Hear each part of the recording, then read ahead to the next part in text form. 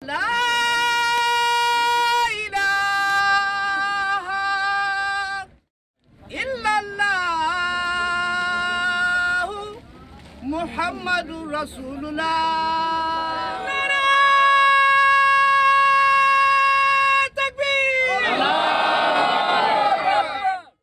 Assalamualaikum warahmatullahi wabarakatuh. 7 bukti kebenaran Mirza Ghulam Ahmad sebagai Imam Mahdi dan Al-Masih yang dijanjikan. Bukti pertama adalah Hazrat Mirza Ghulam Ahmad tetap bertahan dan diberikan keselamatan setelah pendakwahan beliau. Hazrat Mirza Ghulam Ahmad telah mendakwahkan diri sebagai Imam Mahdi dan Al-Masih yang dijanjikan di akhir zaman. Salah satu bukti akan kebenaran beliau adalah Hazrat Mirza Ghulam Ahmad tetap bertahan dan diberikan keselamatan oleh Allah Ta'ala setelah pendakwahan beliau ini. Beberapa kitab suci seperti Al-Quran dan juga Alkitab telah memberikan janji bahwa jika ada orang yang membuat pendakwahan palsu atau mengaku-ngaku telah menerima wahyu dari Allah Ta'ala padahal tidak, dengan tujuan untuk menyesatkan umat manusia, maka ia akan mendapatkan kehinaan, yaitu terbunuh. Terkait dengan Rasulullah SAW saja, Allah Ta'ala telah menyebutkan di dalam Al-Quran, walau taqawwala alaina ba'dul aqawil la'akhadna minhu bil yamin summa laqata'na minhul watin. Dan sekiranya ia mengada-ngadakan sebagian perkataan atas nama kami, niscaya kami akan menangkapnya dengan tangan kanan, kemudian tentulah kami akan memotong urat nadinya. Orang-orang yang benar-benar berasal dari Allah, maka ia akan mendapatkan dukungan dan pertolongan dari Allah. Tetapi orang-orang yang mengaku-ngaku berasal dari Allah, maka ia akan dihancurkan oleh Allah Ta'ala sendiri. Dari ayat tadi selintas bahwa janji itu seakan hanya tertuju untuk Rasulullah SAW semata, tetapi pada dasarnya prinsip ini juga berlaku untuk setiap orang yang mengaku-ngaku telah mendapatkan wahyu dari Allah Ta'ala. Sebagaimana dijelaskan oleh para ulama di dalam tafsir-tafsir mereka. Karena tidak mungkin terhadap sosok Nabi Muhammad SAW saja yang paling dicintai oleh Allah Ta'ala. Jika beliau itu palsu, maka Allah Ta'ala tidak akan segan membinasakan beliau. Maka apalagi kepada orang-orang selain beliau yang merupakan manusia biasa, tentu Allah Ta'ala tidak akan membiarkan mereka. Atau malah tidak akan mendukung mereka juga. Kemudian karena umur Rasulullah SAW setelah menerima wahyu adalah sekitar 23 tahun, maka secara umum dapat diketahui bahwa tidak akan ada seorang pendakwah palsu yang akan dapat hidup dalam jangka melebihi 23 tahun tanpa adanya hukuman berat dari Allah Ta'ala. Selain itu, prinsip ini ternyata juga tercatat di dalam Alkitab. Tetapi seorang nabi yang terlalu berani untuk mengucapkan demi namaku perkataan yang tidak kuperingatkan untuk dikatakan olehnya, atau yang berkata demi nama Allah lain, nabi itu harus mati. Dalam kitab Ulangan 18 ayat 20. Hazrat Mirza Ghulam Ahmad telah mengaku mendapatkan wahyu ilahi pada tahun 1876. Tetapi beliau tidak mengalami kematian yang mengerikan atau dihukum oleh Allah Ta'ala. Melainkan beliau telah meninggal secara wajar pada tahun 1908, 31 tahun setelah pendakwahan beliau telah mendapatkan wahyu. Jadi ini juga merupakan tanda nyata akan kebenaran beliau. Karena jika beliau adalah pendakwah palsu, maka tentu Allah Ta'ala sesuai dengan janjinya akan menyergapnya dan akan membunuhnya sebelum beliau mencapai misi 23 tahun setelah pendakwahannya. Artinya beliau tidak akan dapat hidup lebih dari jangka 31 tahun. Jika ada orang yang tetap menolak bahwa tanda kebenaran Hazrat Mirza Ghulam Ahmad alaihissalam ini dan tetap bersikeras menyebutnya palsu, maka tampaknya hal itu sama saja ia menganggap bahwa Allah Ta'ala telah abai dan tidak menepati janjinya sendiri seperti yang disebutkan di dalam ayat tadi. Na'udzubillah min dzalik. Bukti selanjutnya kebenaran Hazrat Mirza Ghulam Ahmad adalah beliau selalu ditentang tetapi semakin berkembang. Meskipun banyak ulama-ulama Islam yang menentang dan menganggap beliau kafir, serta melakukan segala upaya untuk menghancurkan jemaahnya, tetapi sampai saat ini, Jemaat Ahmadiyah terus tumbuh dan berkembang di luar perkiraan mereka. Fakta bahwa beliau ditentang dan terus berkembang, ini juga merupakan tanda yang nyata akan kebenaran pendakwahan beliau sebagai Imam Mahdi dan Nabi Isa yang dijanjikan di akhir zaman. Mengapa penentangan disebut sebagai tanda? Bukankah harusnya jika ia seorang Imam Mahdi yang benar, maka pasti beliau akan diterima oleh orang-orang? Faktanya, sunnatullah di dalam hal pengutusan para utusannya tidaklah seperti itu. Allah Ta'ala berfirman, Ya hasratan alal ibad ma ya'tihim mir rasulin illa kanu bihi yastahzi'un. Sungguh sayang bagi hamba-hambaku, tidak pernah datang kepada mereka seorang rasul, melainkan mereka senantiasa mencemoohkannya. Dengan kata lain, setiap utusan Allah menurut sunnahnya selalu akan mendapatkan penentangan. Sekaligus juga tentu pertolongan dari Allah Ta'ala. Terlebih lagi jika kita melihat penolakan terhadap Ahmadiyah oleh hampir semua aliran Islam, telah ada nubuatan dari Rasulullah SAW. Dan umatku akan terpecah menjadi 73 golongan, semuanya di neraka kecuali satu. Para sahabat bertanya, siapa mereka wahai Rasulullah? Beliau menjawab, apa yang aku dan para sahabatku berada di atasnya. Jadi menurut Rasulullah SAW akan ada 73 golongan Islam yang berada pada keyakinan yang salah, sementara akan ada satu yang berada di jalan yang benar. Jamaah Muslim Ahmadiyah merupakan komunitas yang dengan sendirinya menjadi satu jamaah yang khusus itu. Kenapa? Karena 72 golongan Islam itu telah sepakat menyatakan bahwa Ahmadiyah berada di luar Islam. Dalam sejarah Islam, tidak ada satu jamaah selain Ahmadiyah yang secara sepakat dicap sesat oleh golongan-golongan Islam lainnya.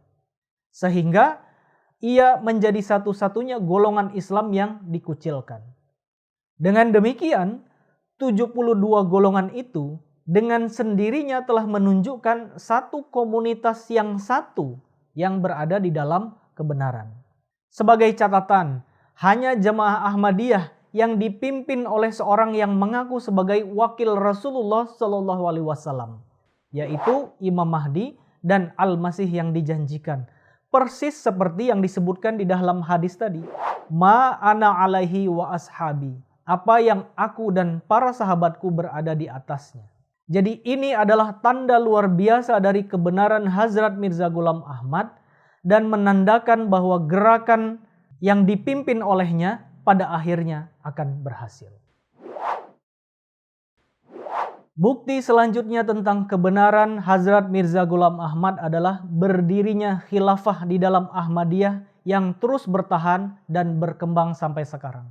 Fakta bahwa jamaah Hazrat Mirza Ghulam Ahmad yaitu Ahmadiyah memiliki lembaga khilafat dan terus bertahan sampai saat ini, sejak beliau meninggal pada tahun 1908 atau sekarang telah berusia 114 tahun, merupakan bukti nyata akan kebenaran beliau. Allah Ta'ala berfirman, Allah telah berjanji kepada orang-orang yang beriman dari antara kamu dan berbuat amal saleh, maka dia pasti akan menjadikan mereka itu khalifah di bumi ini. Sebagaimana dia telah menjadikan khalifah orang-orang yang sebelum mereka. Dan dia pasti akan meneguhkan bagi mereka agama mereka yang telah dia ridhoi bagi mereka, dan pasti Dia akan memberi mereka keamanan dan kedamaian sebagai pengganti sesudah ketakutan mencekam mereka. Mereka akan menyembah Aku dan mereka tidak akan mempersekutukan sesuatu dengan Aku. Dan barang siapa ingkar sesudah itu, mereka itulah orang-orang durhaka. Ayat ini menjelaskan bahwa khilafah merupakan berkah rohani dari Allah Ta'ala, bukan hal yang bersifat politik duniawi seperti yang banyak disalahpahami oleh sebagian umat Islam. Terlebih, ayat tersebut menunjukkan bahwa khilafah akan dijanjikan bagi umat yang dalam pandangan Allah sebagai orang yang beriman dan beramal saleh.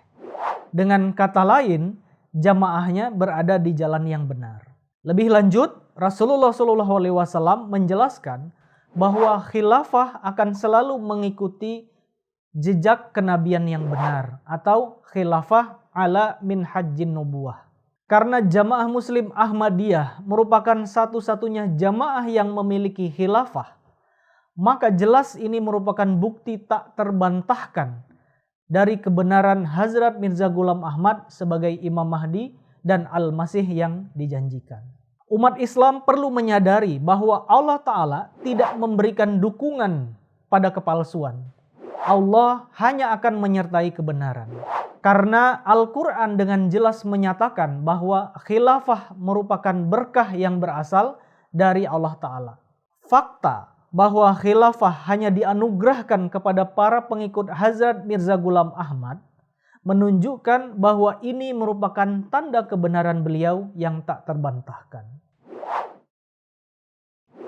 Bukti selanjutnya akan kebenaran Hazrat Mirza Ghulam Ahmad sebagai Imam Mahdi dan Al-Masih yang dijanjikan adalah doa yang termaktub di dalam surah Al-Fatihah dan salawat. Baik surah Al-Fatihah yang merupakan surah pembuka Al-Quran, Ummul Kitab atau ringkasan dari ajaran Islam, maupun salawat kepada Rasulullah SAW juga merupakan tanda kebenaran Hazrat Mirza Ghulam Ahmad alaihissalam. Doa utama di dalam surah Al-Fatihah adalah Ihdinas siratal mustaqim siratal ladzina an'amta alaihim ghairil maghdubi alaihim waladdallin. Tunjukilah kami jalan yang lurus, yaitu jalan orang-orang yang telah Engkau beri nikmat atas mereka, bukan jalan mereka yang dimurkai dan bukan juga jalan mereka yang sesat. Sedangkan di dalam salawat ada yang berbunyi wa barik ala Muhammad wa ala ali Muhammad kama barakta ala Ibrahim wa ala ali Ibrahim innaka Hamidum Majid. Ya Allah, berkatilah Muhammad dan keluarga Muhammad atau kaum Muhammad sebagaimana Engkau telah memberkati Ibrahim dan kaumnya. Sesungguhnya Engkau adalah Maha terpuji lagi Maha agung. Jadi umat Islam sebenarnya telah diajarkan untuk berdoa dengan doa yang ada di dalam surah Al-Fatihah yang biasa dibaca dalam setiap sholat 5 waktu dan memintakan nikmat yang sama yang diberikan kepada Nabi Ibrahim dan keturunannya supaya diberikan juga kepada Nabi Muhammad dan keturunannya, baik dalam arti sesungguhnya maupun bersifat rohani. Lantas apa nikmat terbesar yang telah diberikan kepada Nabi Ibrahim alaihissalam tersebut yang selalu kita pintakan? Nikmat tersebut adalah nikmat kenabian. Artinya petunjuk yang kita mintakan datangnya melalui kenabian.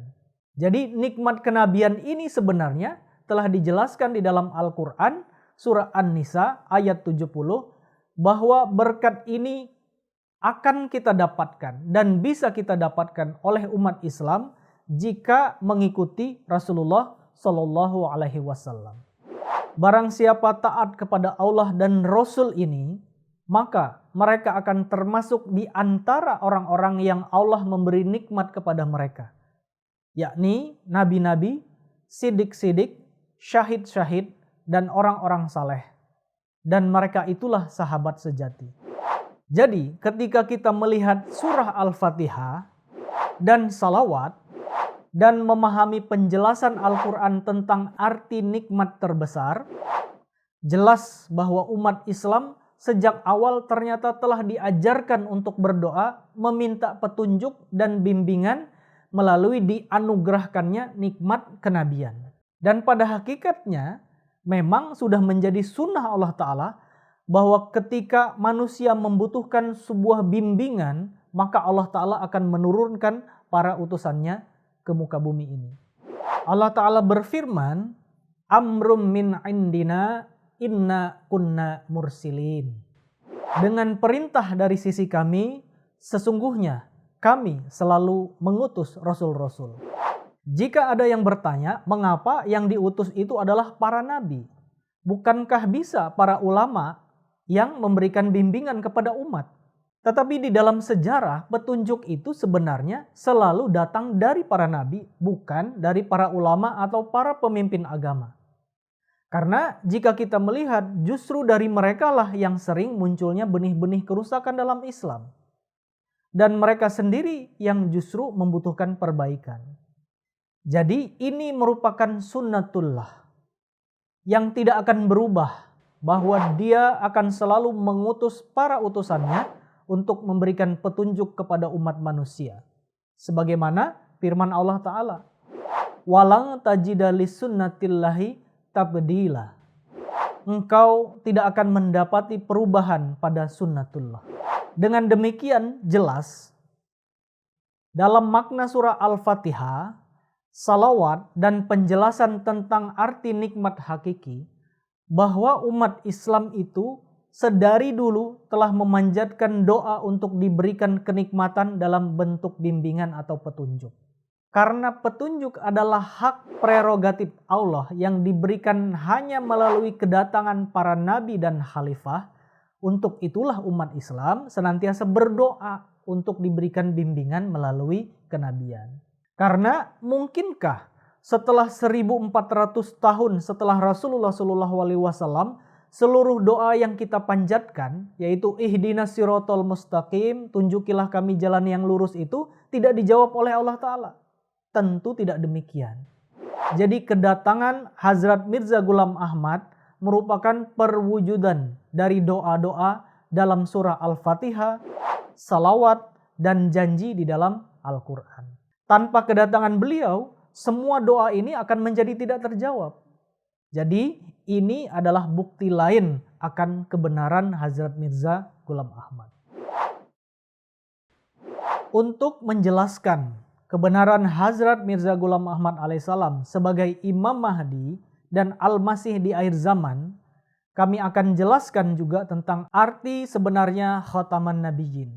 Berbeda dengan arti khatam yang dipegang oleh orang-orang pada umumnya, yang diartikan sebagai yang terakhir dari segi waktu, makna hakiki Rasulullah SAW sebagai Khatamun Nabiyyin seperti tercantum di dalam surah Al-Ahzab ayat 42 adalah cincin materai Allah Ta'ala. Inilah definisi sebenarnya dari kata khatam. Dengan kata lain, setelah kedatangan Rasulullah SAW, beliau merupakan sarana bagi orang-orang untuk mendapatkan kemajuan rohani.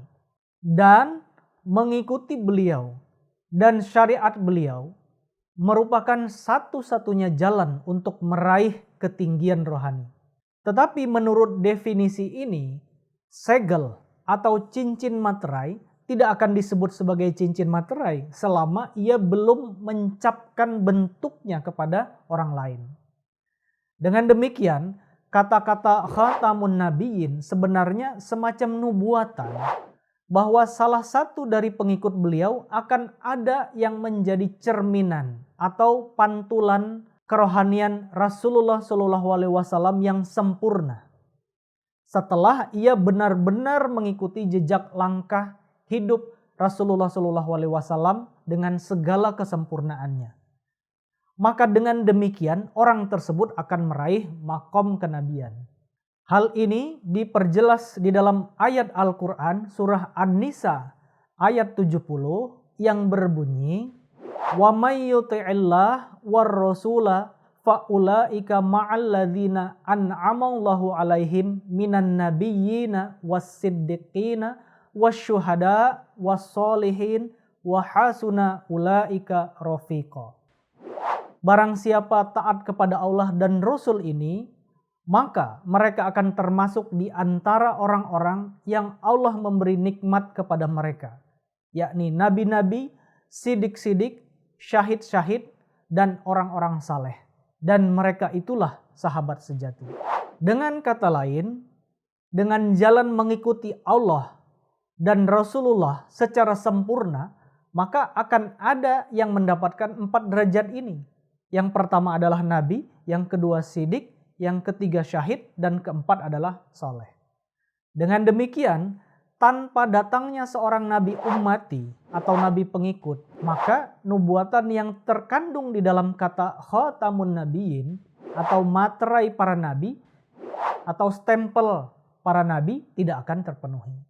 Jadi pendakwahan Hazrat Mirza Ghulam Ahmad sebagai nabi ummati atau nabi pengikut dan telah diangkat ke derajat kenabian yang semata-mata didapatkan melalui ketaatan dan kecintaan sempurna pada Rasulullah SAW tidak hanya bersesuaian dengan konsep khotamun nabiyyin ini, tetapi juga sebagai penggenapan luar biasa dari nubuatan yang terkandung dalam kata tersebut.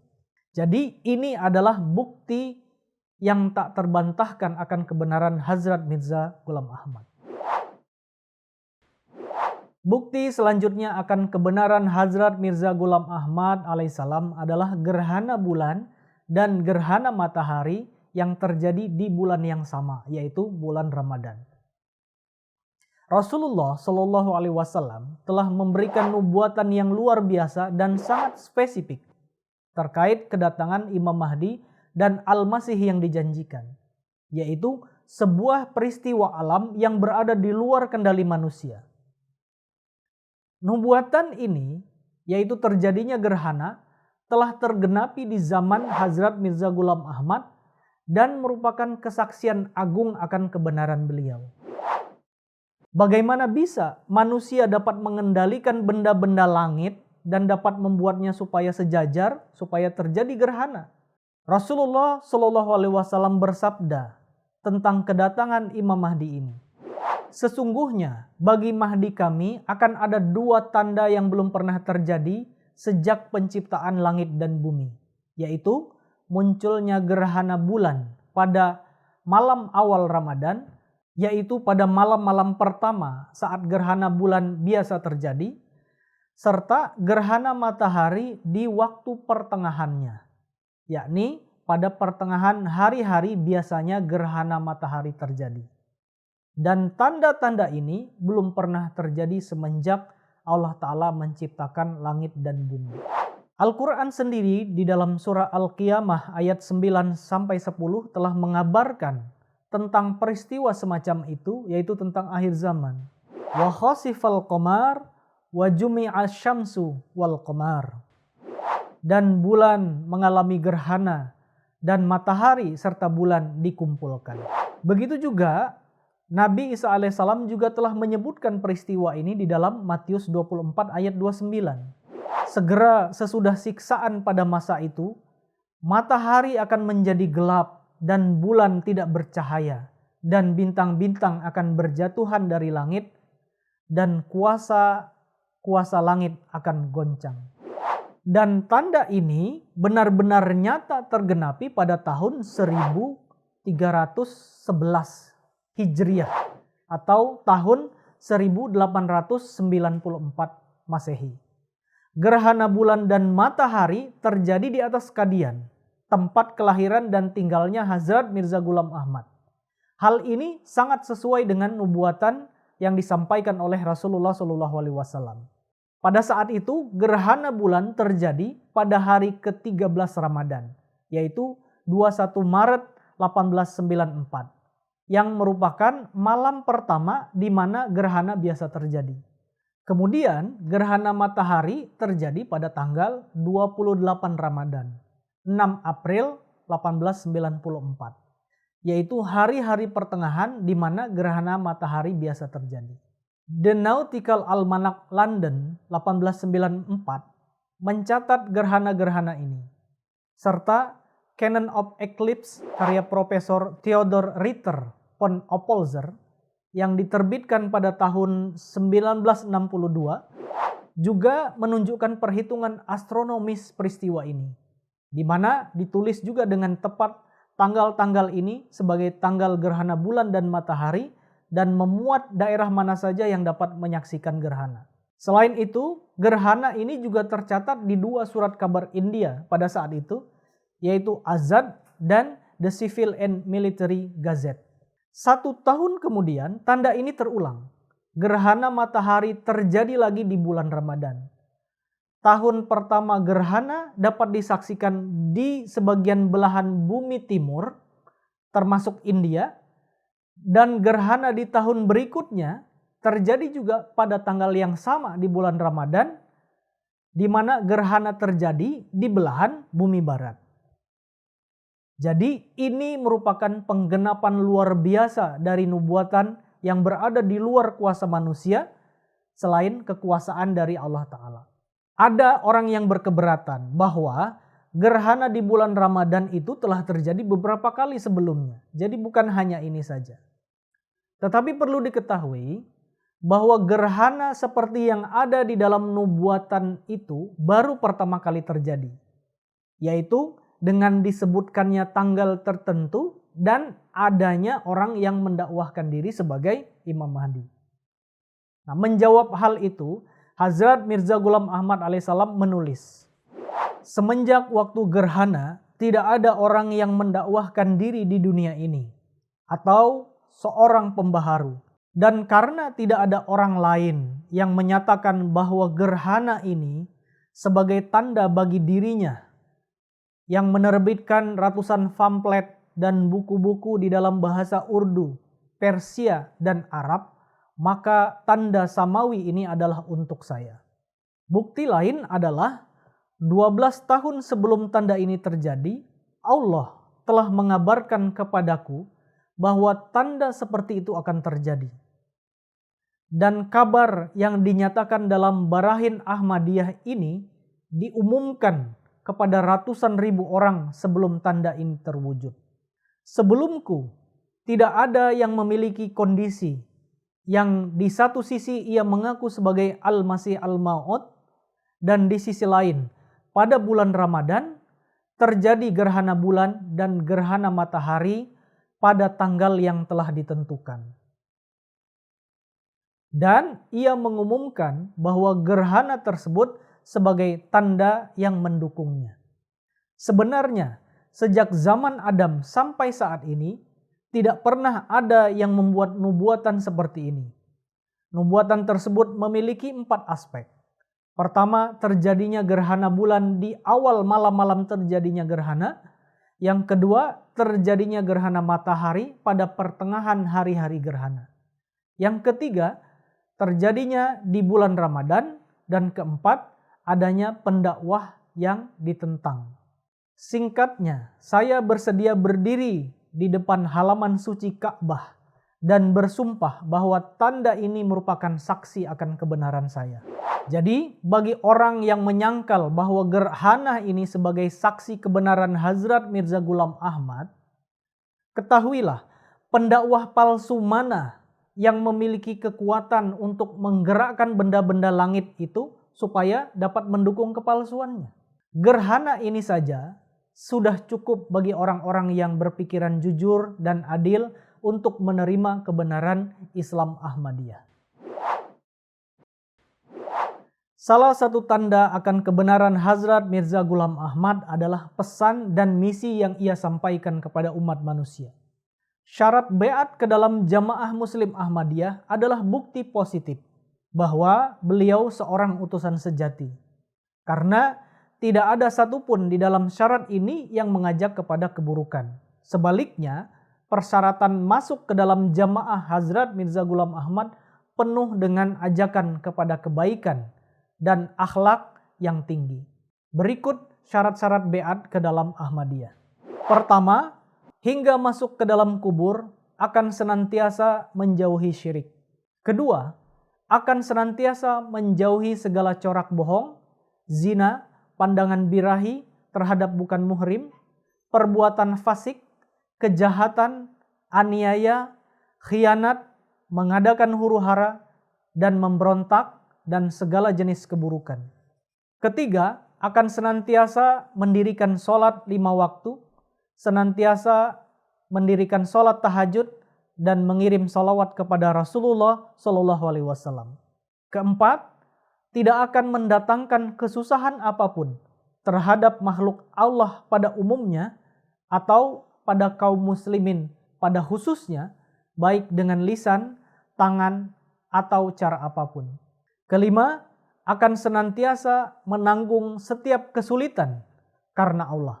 Keenam, akan berhenti dari adat yang buruk dan dari menuruti hawa nafsu. Ketujuh, akan meninggalkan kesombongan dan keangkuhan, hidup dalam kerendahan hati dan lemah lembut. 8.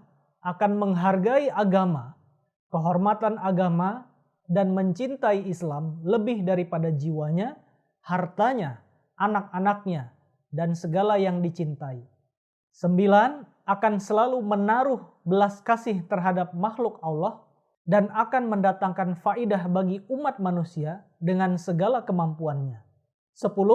Akan menjalin persaudaraan dengan Hazrat Mirza Ghulam Ahmad, menaatinya dalam segala hal yang ma'ruf, dan dengan teguh mematuhi perjanjian ini sampai nafas terakhir hidupnya. Dari 10 syarat ini yang ditunjukkan oleh Hazrat Mirza Ghulam Ahmad alaihissalam bagi umat manusia, tidak ada poin yang mengarah kepada keburukan. Karena jika beliau adalah nabi palsu, tentu setan itu telah menghasutnya untuk menyatakan pendakwahan palsunya. Tetapi jika terjadi seperti itu, bagaimana mungkin setan akan mengajak manusia untuk melaksanakan akhlak-akhlak Islam? Akankah setan merusak istananya sendiri dengan mengajak orang-orang supaya menjauhi syirik? Jadi jelas bahwa siapapun yang menyeru umat manusia kepada kebaikan seperti itu tidak akan menjadi pendakwah palsu. Karena kejahatan tidak akan pernah menyeru kepada kebaikan. Apalagi mendorong supaya orang-orang berpegang teguh pada nilai-nilai akhlak yang tinggi. Sekali lagi, ini merupakan tanda yang tak terbantahkan dari kebenaran Hazrat Mirza Ghulam Ahmad. Demikianlah beberapa tanda akan kebenaran Hazrat Mirza Ghulam Ahmad. Semoga para pemirsa dapat menerima kebenaran ini. Allah Ta'ala tidak akan membiarkan umat manusia di dalam keputusasahan atau di dalam kegundahan. Sesuai dengan sunnahnya, Dia akan selalu mengutus utusannya dan telah mengirim utusannya di akhir zaman ini dengan ajaran-ajaran damainya dan bukti kebenarannya yang jelas. Imam Mahdi dan Nabi Isa yang dijanjikan telah datang. Namanya adalah Hazrat Mirza Ghulam Ahmad. Semoga Allah Ta'ala yang Maha Pengasih dan Maha Penyayang membuka hati orang-orang supaya dapat menerima kebenarannya. Wassalamualaikum warahmatullahi wabarakatuh.